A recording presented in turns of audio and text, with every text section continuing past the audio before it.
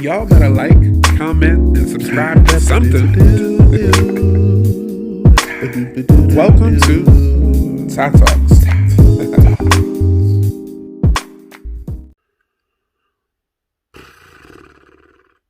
What's going on, guys?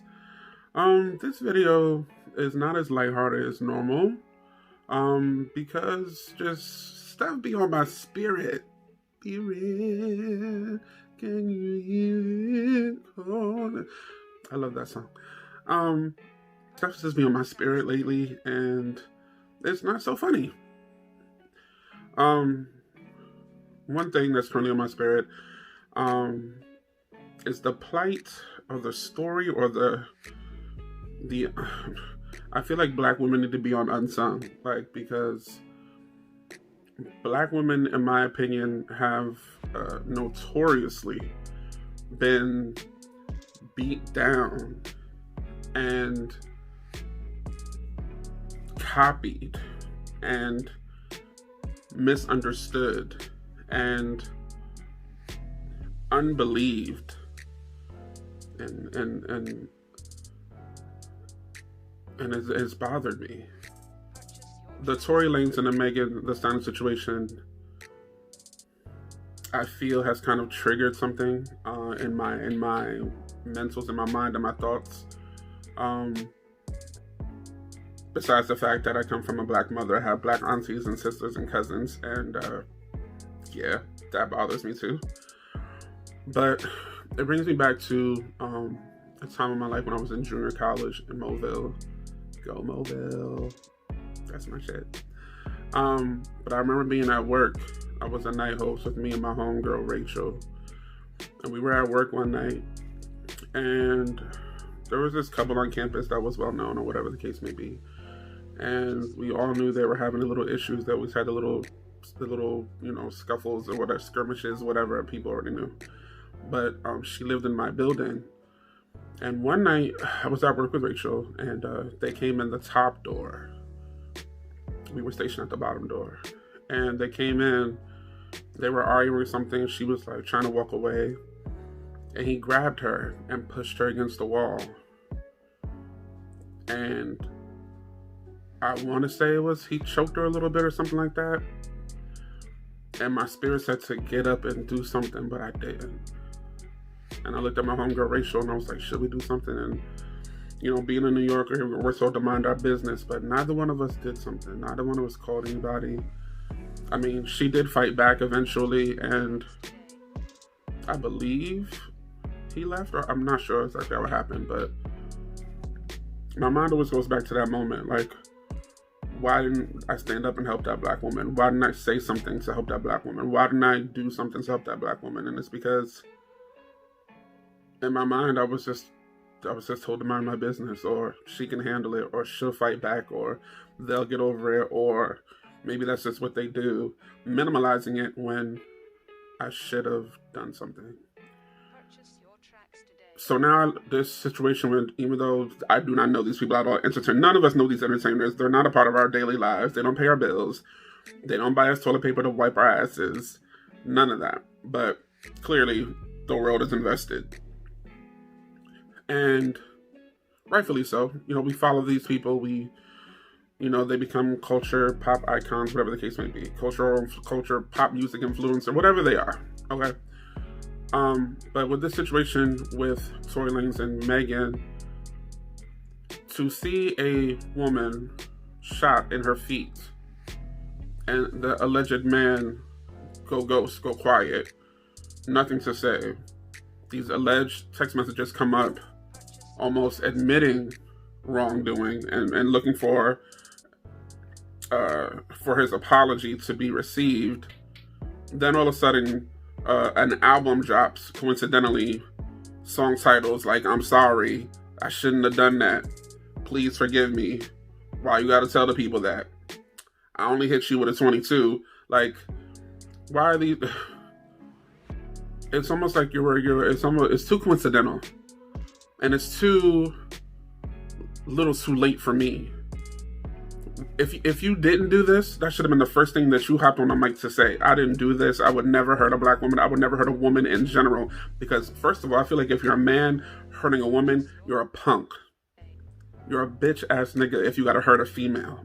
Just my opinion, off bat. But if you didn't do it, if you're not hurting this female, if you're not hurting anyone, if you didn't hurt anyone, that should have been the first thing you said. But no, you went ghost. You went quiet. You went back to Canada or wherever little wormhole you came from. You put an album together, and then you come back out talking about that's not how the story went. I didn't do this. I didn't do that. Man, miss me with that. Miss me with that. Whoever did, whoever, she didn't shoot herself in the foot. And it's not even just about Megan. She didn't hurt herself.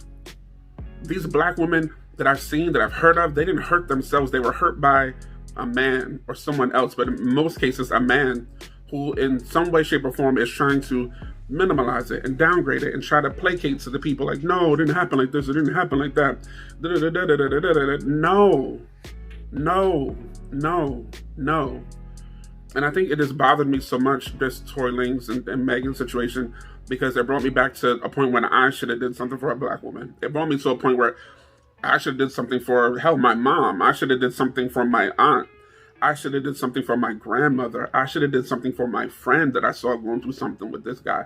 I should have did something for my cousin that I know was going through something with her boyfriend or her husband. We should have done something. But yet we sit back and we're like, that's not our business. Or, you know, what? No, it's just not cool. It's not cool. And that's why I think I've been bothered for these few days. Like,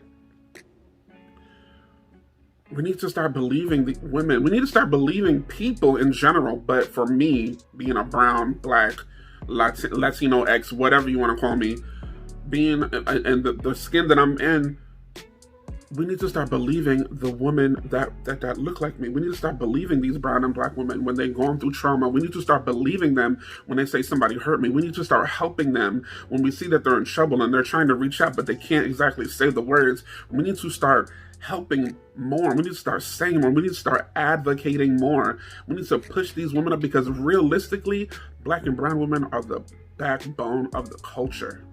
Our culture. Everyone's culture in general. Yet and still we treat them like the angry black woman, or the attitudinal black girl, or the ghetto girl, or this. They're putting so many socio-economic boxes and popular. They're put into so many subcategories and so many different things, instead of being treated like you and I, just as a person, being judged by the things that they do for themselves and their community and their families, and much less by what we see outwardly, or what we think we know through social media or whatever the case may be. It's crazy that after all these years of going through all the things that we've gone through as brown people, bondage and slavery and this and that, and ideas taken from us, and dreams taken from us, and stories taken from us, and life taken from us, that we can then in turn still hurt the very same woman or women that have been trying to help us and push us and guide us and love us all along. The black woman has been trying to love and cradle and nurture us as a community this whole time, and yet and still we just look at it as a task that they were supposed to be doing, and not celebrated and revered and honored like they should be, and believed like they should be, and helped like they should be. And I think, like I said, I think that's what bothered me the most about this, is that it shouldn't have been get out the car and get on the floor with your bleeding feet. It should have been, oh my God, you're shot, let me help you. What happened? Who did this? Who needs to account for this atrocity? Now it's turned into a game of he said, she said, they did, who did.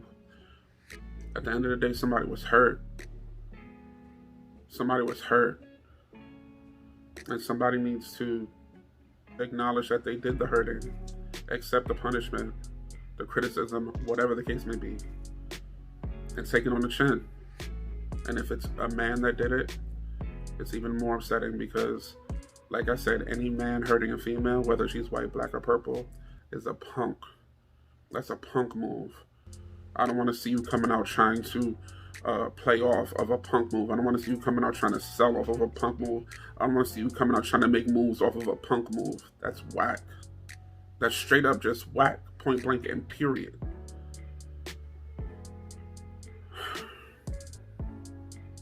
I think back, and if I could say something to that girl back in Mobile, I hope she grew up to be a stronger person. And I hope that she grew past that toxic relationship. And I hope that she's somewhere now looking at the situation and thinking, damn, that could have been me shot. But it's not me because I grew up. I grew up physically, I grew up mentally, I grew up emotionally, and I grew away from that toxicity. I hope she has. And I want to say to whoever that girl is, I'm sorry, I should have done something. And I think the world is just waiting for someone to say sorry too.